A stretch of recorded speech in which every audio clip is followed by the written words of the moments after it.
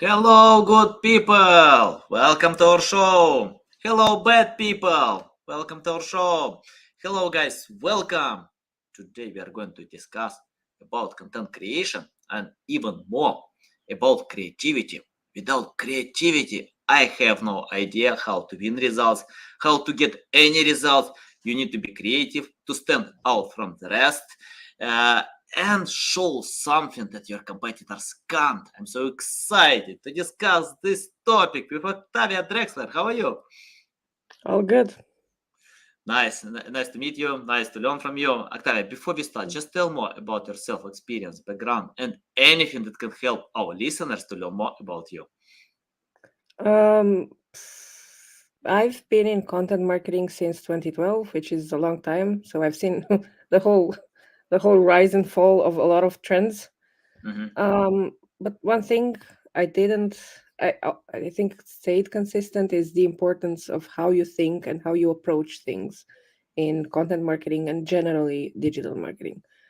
mhm, Um, I've worked with a lot of companies, mostly B2B, mostly tech, and especially in the SaaS area.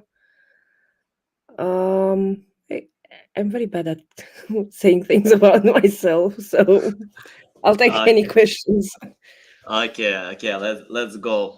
Let's jump to the main topic, and I want to ask about your methods of creating content plan, especially for B2B. It's important to do it right and to find topics that will bring results, not only traffic, likes, comments. It's more about sales, how many sales we can get, and how we can cover a buying persona, sales funnel, because I often see when companies chase high volume, but it doesn't mean that you can compete with Wikipedia, Amazon, big websites, and it's important to find topics with low competition but sales that can help customers in their way. So, your tips how to do it right. How to do it right? You find topics indeed that are have a high commercial intent, but more than anything, you build an entire environment because to sell something, anything, that's one of the basic lessons any salesperson will share with you in the first 5 minutes. To sell anything, you need to set up an environment that's proper for sales. In B2B, there are multiple touch points because nobody buys, I don't know, software or generally B2B products. We don't tend to buy them impulsively. On the contrary, there's like a whole team of people who decide what gets bought, what kind of deals are made, and so on and so forth. So Mhm, to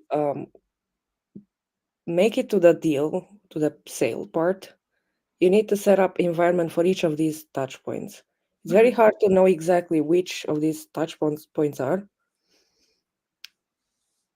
but when you think of who your audience is in reality and what they really want, you can feed them with multiple types of content that show them you are the solution. Not always in a direct way because content isn't always meant to sell that directly, but you create the kind of content that positions you as a thought leader, as an authority in your field, builds trust. So it's a whole environment to build mhm. Yeah, and can you tell how from to learn? indeed from the top of the funnel to the bottom of the funnel. Yeah, and how to learn the audience. For example, once I started to learn about online games, and what I did, I started to play these games. So even when my son phoned me and told me, "Oh, you told me I need to read books, but you play games." No. I'm playing because someone paid me to play these games. I need to understand why people wanna play on these games. So I got payment 16K for my consultancy service, and he replied to me, "What? 16K? Yeah, I play for games. Nobody plays me, but it's interesting why they are so stupid to pay you. If I play a lot more, they need to pay me, then I can explain how it works." So yeah, and for me, when we start to speak about audience, I usually start to learn products to understand why people use these products, how it can help. Then I start to learn audience. Tell your insights, how to do it right. I mean, like you mentioned, it's important to learn audience, but how to collect data about the audience and to unite with products. How to collect data about the audience? There's, of course, there's quantitative data which you can collect via your website or socials. Likes, engagements, traffic, impressions in social media, um, that kind of stuff. And there's the thing that almost nobody actually does because it's actually pretty difficult is running surveys and actually discussing with your existing customers as well as with people who are in your target audience.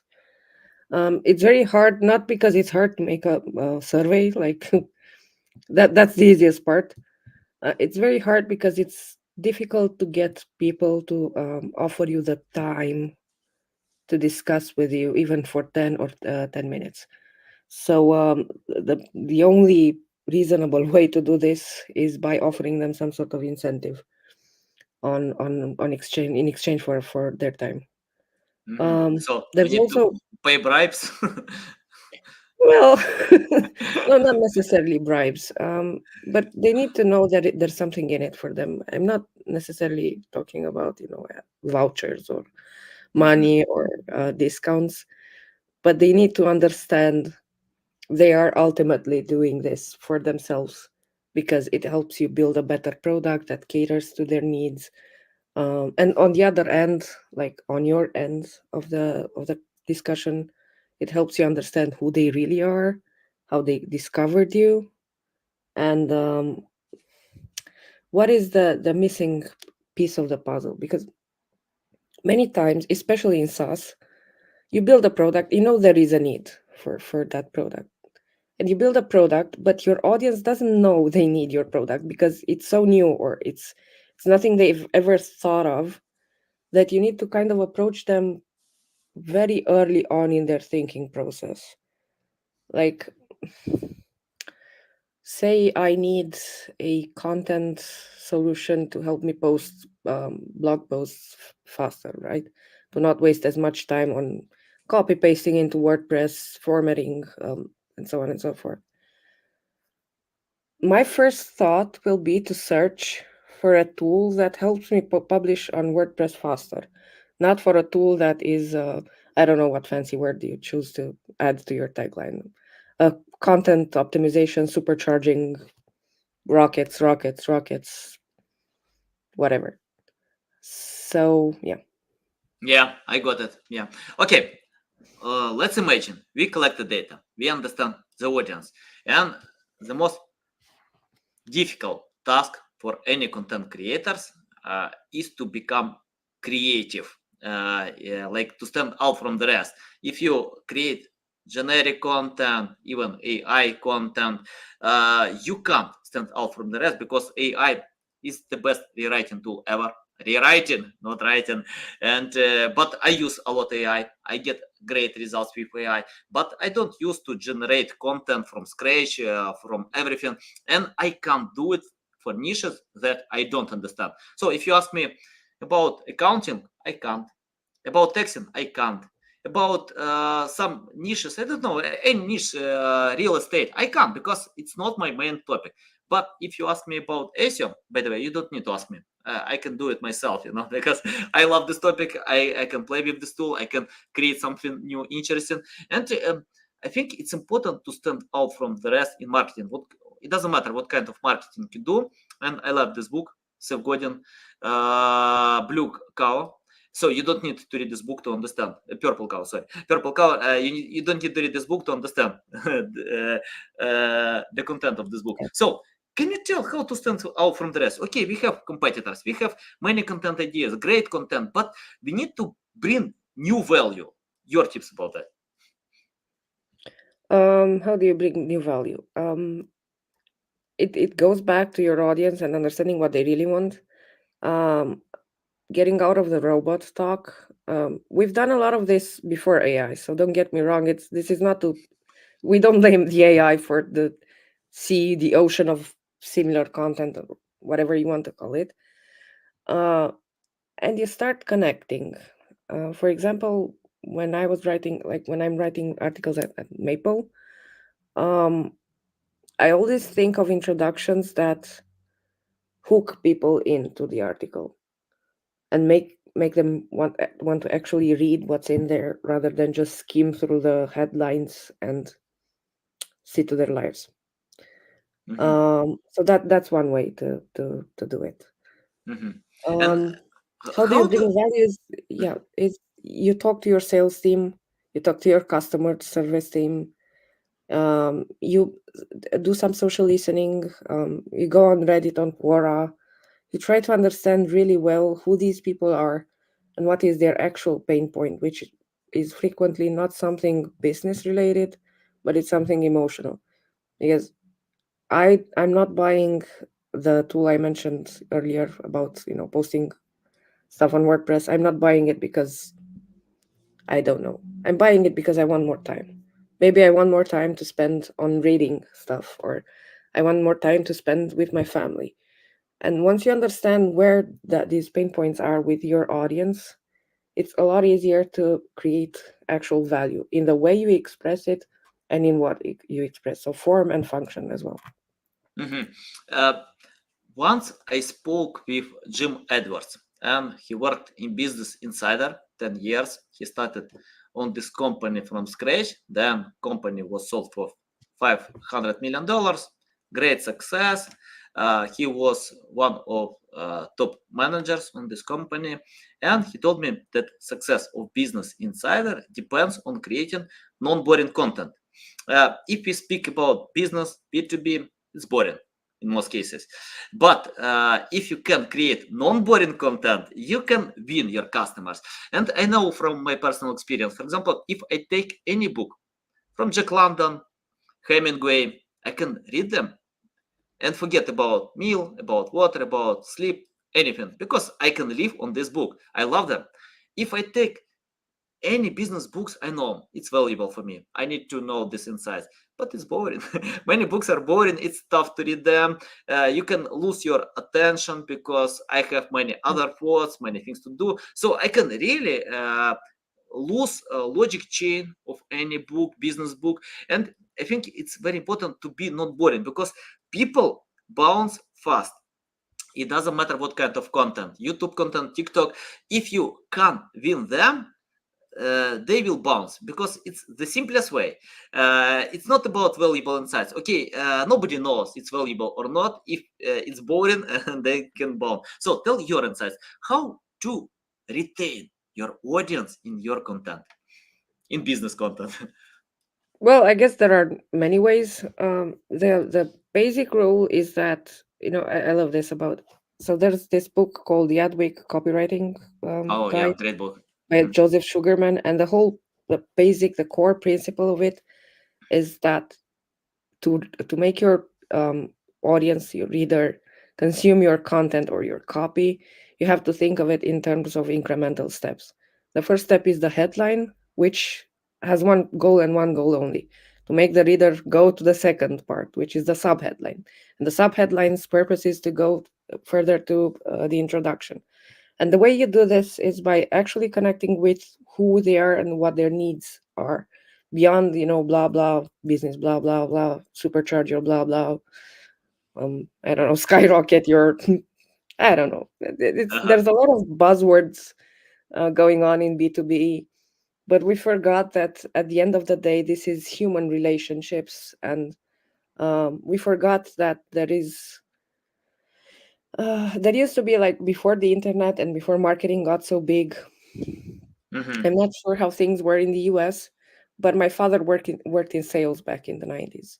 Hmm. And the way they sold things was through relationships. I mean, you had Yeah. to actually go out with people and, drink with them or, party with them, build those connections, build that trust. Uh, we have more channels than ever to do this, and we have a farther reach than ever, but we fail to see the point of it. We get Hmm. very clogged in templates, in vanity metrics of all kinds, um, and we forget that at the end of the day, there are actual humans beyond the screens. Nice. Can you list these vanity metrics? Which metrics are vanity and how to find the right metrics? I don't know, like in content marketing strategy. Um, Essentially, I don't believe there are like traditionally likes, Mm-hmm. reactions, that kind of stuff. Those are considered vanity metrics. I don't think you should ignore them completely. They are an Mm-hmm. indication of something. Like they are an indication you got somebody's attention. What is vanity is stopping there. You become vain when you think that just because you have 300 likes on your, I don't know, LinkedIn post or whatever, you're excellent and you're going to blow it out of the park, and it's going to be a massive success. And but you need to go beyond that.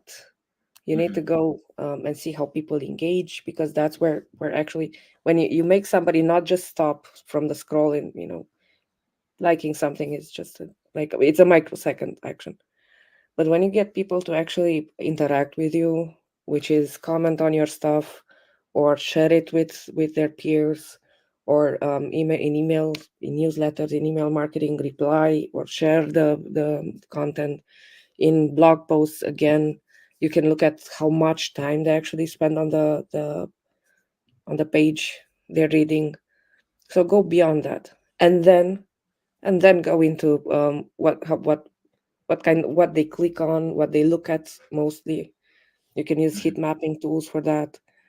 Um, how Yeah. many of those things are converting? And it's very important to remember that, again, I'm circling back to this. There are 7 to 8, statistically, there are 7 to 8 touch points in B2B marketing. Mm-hmm. So just because somebody clicked on a blog post on, um, schedule a demo or buy this product, doesn't mean that that blog post was the one that converted them. It means that was most likely a series of events, micro events before that, that gained their trust and made them convert. Nice, nice. Love it, love it. Valuable. Uh, and you remind me when I posted something viral. So I got like 300 300k views, but I didn't get any sales. So that was interesting, to get all these likes, comments, but it didn't convert. It didn't bring any sales. So and for me, it's better if I get zero likes, zero comments, but I can sell my products. And I know some brands, companies can do it. They bring value, and they can find customers. It doesn't matter about likes or comments. Of course, I like to get likes, comments. If someone likes my content, why not? If someone wants to engage with my content, to leave comments, I love it.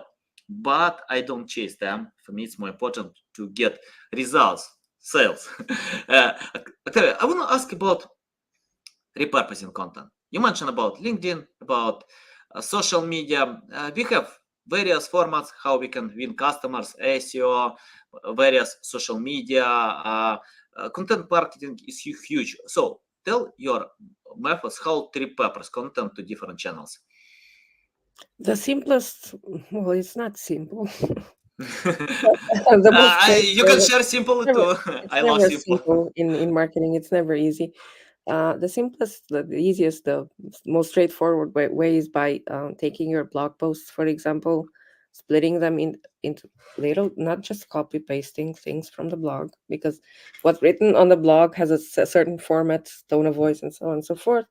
But taking chunks of it and sharing it on social as, um how do you call this, that there is in platform content, like, uh, is on social media, for example, those platforms, LinkedIn, Twitter, Facebook, if you're using it, they want to keep you there.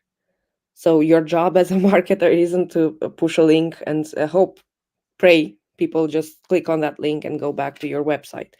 Your job is to offer them entertainment, first of all, because nobody goes on social media to be schooled. Mhm, mhm, Entertainment, information in easy, very digestible nuggets. And then once they, again, we're circling back to this, once you gain their trust, collect their emails, bring them on owned space, because You cannot rely on social media only or on just one channel only, um, because they're, I mean, the algorithms change. LinkedIn might go out of business tomorrow. Um, Twitter, we've seen what happens with Twitter when things Mhm. change. Yeah. So yeah. Yeah, you mentioned about collecting emails, and emails are powerful tool to sell any products. So if you get right people in your email list, you can sell a lot more. And even big influencers like Brian Dean, he mentioned that he tried to monetize his blog in many different ways, but 99% of all sales are coming from email lists. So all blogs serve to collect emails, then he can sell products by sending some pitches. Yeah. So tell you how to incentivize people to encourage them to subscribe to your email, because people are lazy, and anyone can subscribe if they feel to get value. So I can subscribe if I know that I can value in this email. So if I feel that I get spam, I'll never subscribe. So tell your tips how to do it right, how to submit this call to action to subscribe to any email list. Um, I guess there are two schools of thought regarding this. The one is the more traditional demand gen playbook, which is you offer something in return like a PDF or something downloadable, or I don't know, a list of whatever, an Airtable with 1,000 companies that do XYZ, and then collect emails like that, and then nurture those emails and send them newsletters and so on and so forth.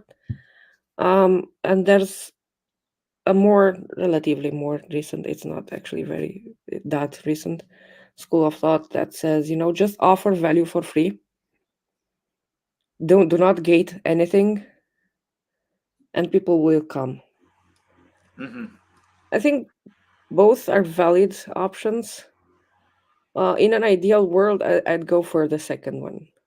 In Mm-hmm. our world, I know that things must be measured, and I Mm-hmm. know that it's very hard to get the kind of investor trust or a board trust Mm-hmm. to believe that you're just putting out free stuff and people are coming because of that free stuff.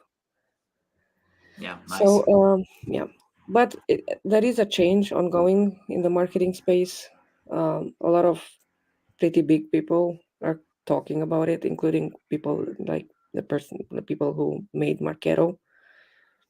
Um, there is a shift towards being more of a media company, so to say. I kind of feel like that's a buzzword as well at this point, but we'll see. Yeah, nice, nice. Love it, love it. Uh, Octavia, I want to ask about AI. It's tough to ignore this topic. And when Chat GPT appealed, um, 5% of marketers lost their jobs. Content creators, marketers, and of course, I don't think that uh, these people lost jobs because of AI. I think they lost jobs because someone who can adapt to AI can replace them. So human beings with AI can do it much faster, much better. And I use a lot AI. I create a lot of content with AI. It helps me a lot.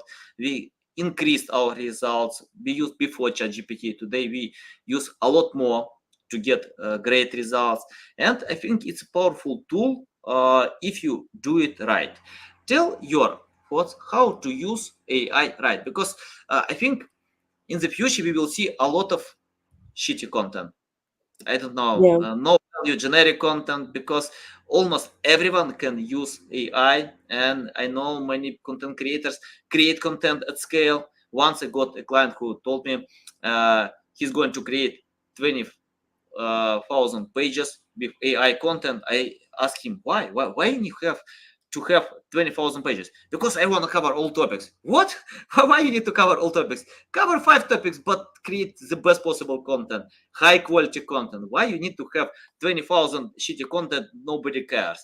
Even if you create 5 great copies, how Google and other can figure out that you have quality content between this sea of shitty topics. So tell your methods how to use AI to get results. Um, Work with the AI. Do not let the AI work with you for you. Um, it can make things a lot faster, but you do need human input. And I'm not talking about, making your content super, like a soap opera or anything like that. Mhm. But the more we rely on AI, the more we get caught in a self-replicating mechanism. Because the AI is fed with, I don't know, the top 10 or top 20 search results. I'm just giving an example here. If the AI, like ChatGPT 4, it can access the internet and, pull new information. If it keeps replicating the same stuff over and over and over again, we'll end up not just going out of jobs because it won't work. We'll end up ruining the internet as a whole. Like an entire system could crumble. And I know it sounds super apocalyptic, but I tend to not undermine the power of wanting to do things very easy and very fast, which is Mhm. AI is feeding straight into that.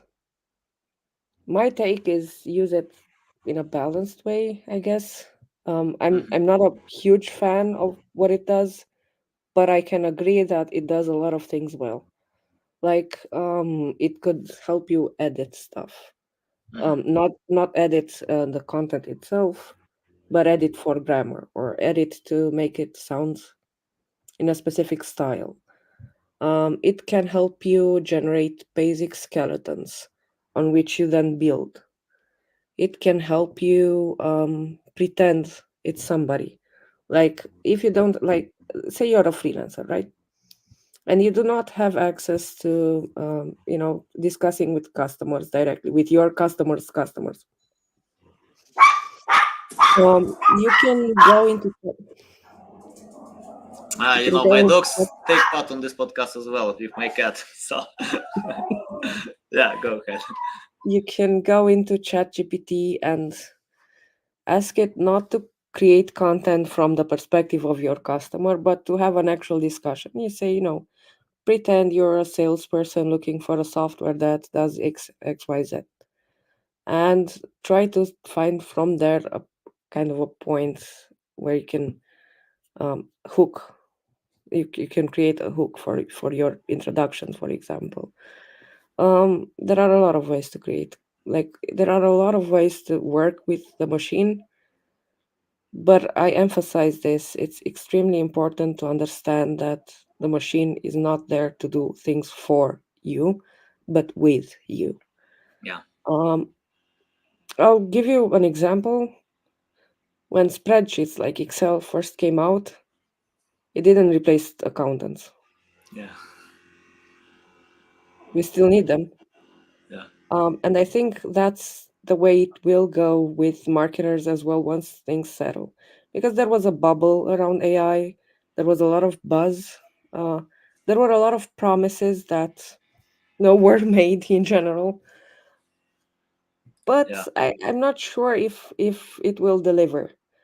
If you look at the Gartner hype cycle, so Gartner, the research, the mega research company, they do a thing for most industries. They do a hype cycle every year. They basically take into account a lot of data points and they calculate how likely it is for specific technologies to be at any of the 5 point in a hype cycle. The hype cycle is like for the very early adopters, then there's a hype, then there's a trope of disillusionment with almost every new technology, there's a plateau, and then there's productivity. Right now, AI is in the hype area, and we need to brace ourselves and understand that there is a trope of there is a throw of mhm, disillusionment coming, yeah, and we need to be prepared for that. Which is why I believe that the 5% of marketers who lost their jobs might actually either get them back or build something on their own from here on. So yeah. if I'm to be optimistic, which is very not like myself. I'm Yeah. from Eastern Europe, and we're not we're not very optimistic here. Um, Uh, you know, I think I can leave my input about that. I think uh, if you compete with human beings, then you can beat other human beings. If you compete with Terminators, we have no chance.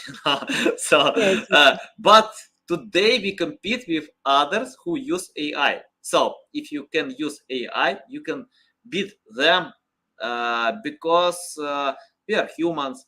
We use this tool to increase productivity, improve results, to increase speed. Of course, AI is not creative, but it's a great tool to save your time. It's a great tool. But when Terminators will come to this land, of course it will be hard. We need to find weapons, to destroy these machines. But Trigger AI.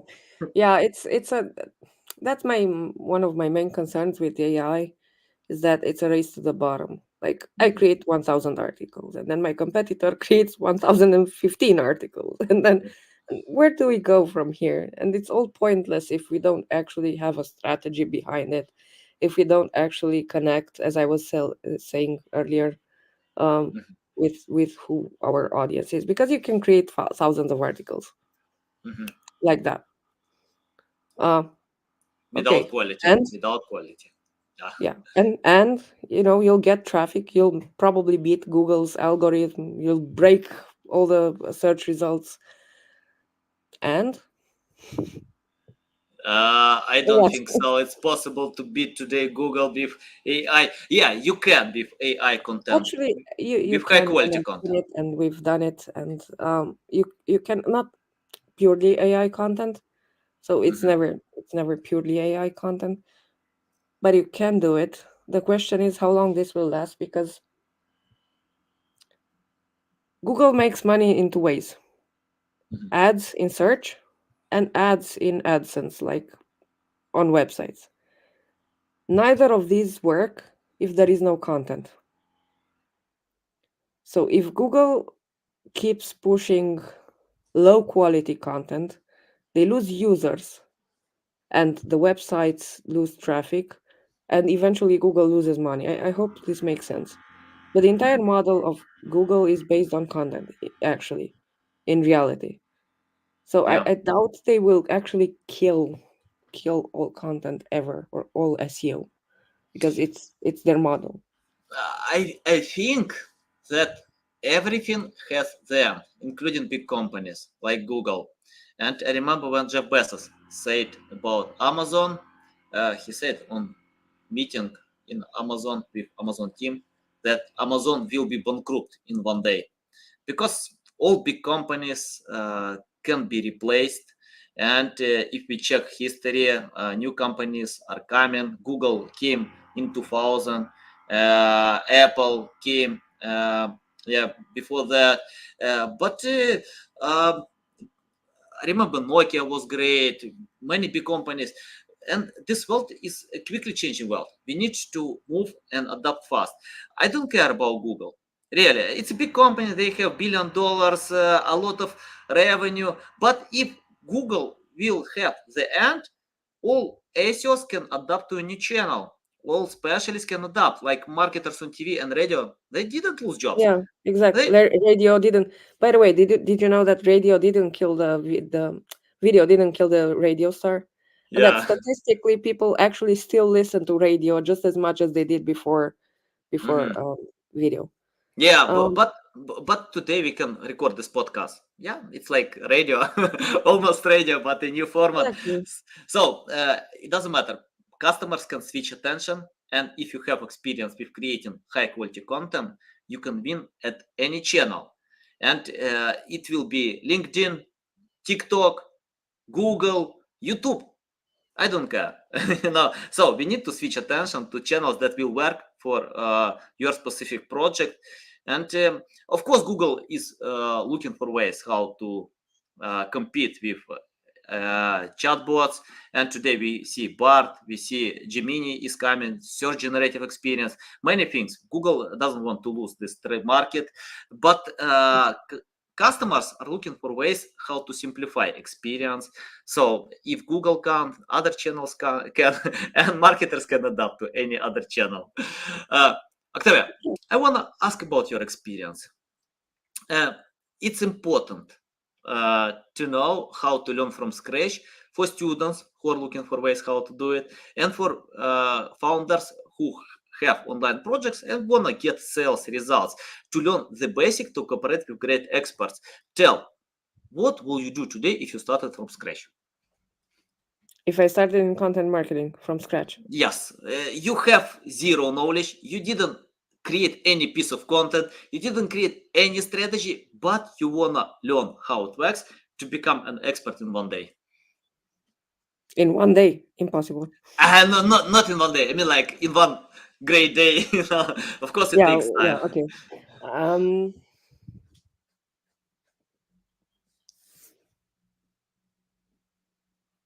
I would probably focus more on social content or TikTok content or YouTube content, whatever content doesn't make you live under a rock.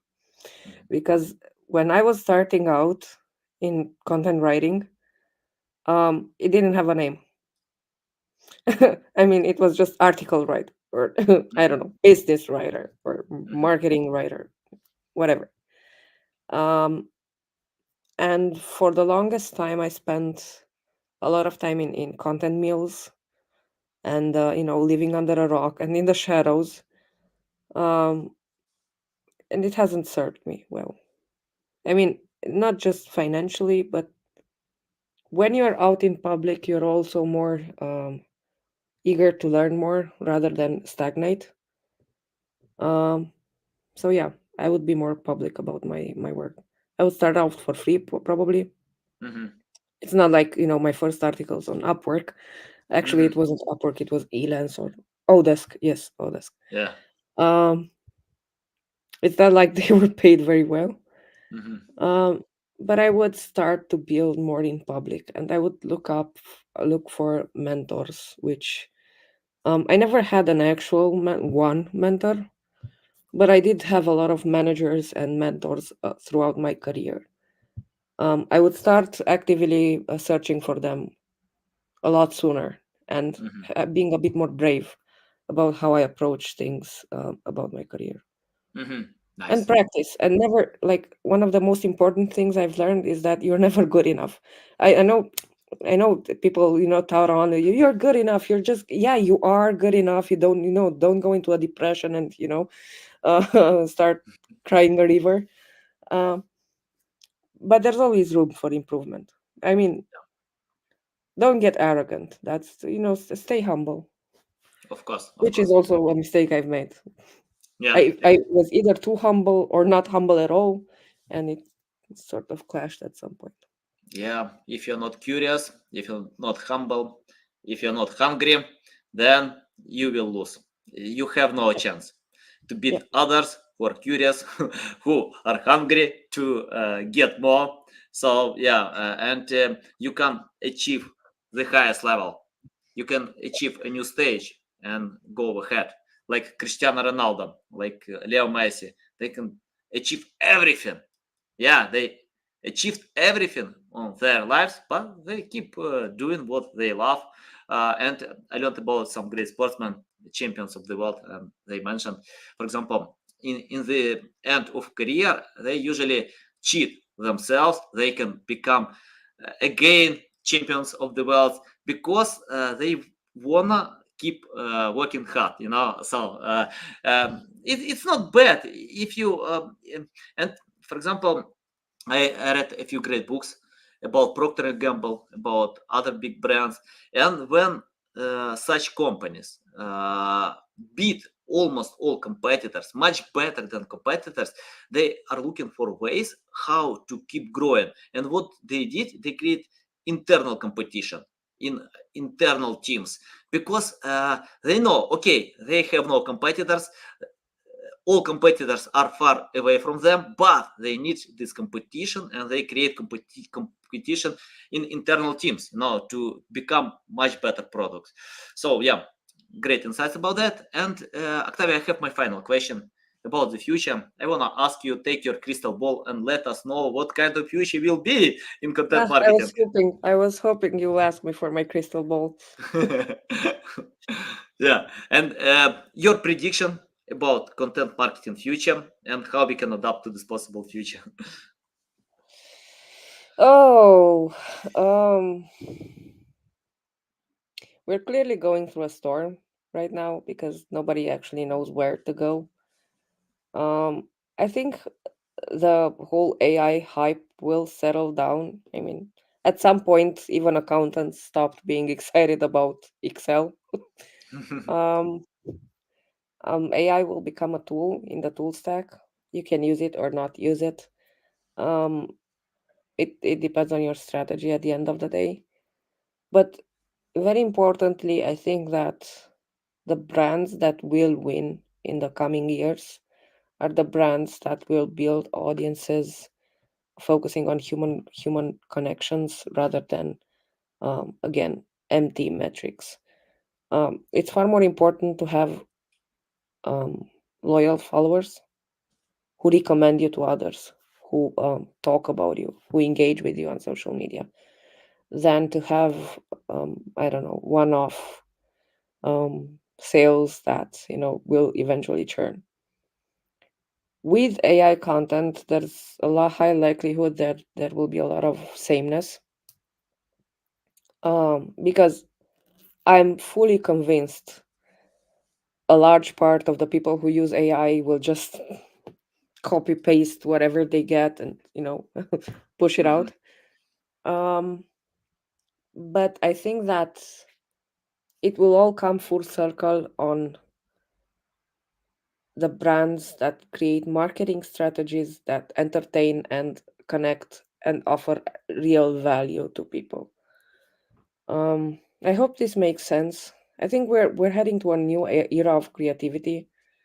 Um, I actually did a post, I think 5 months ago.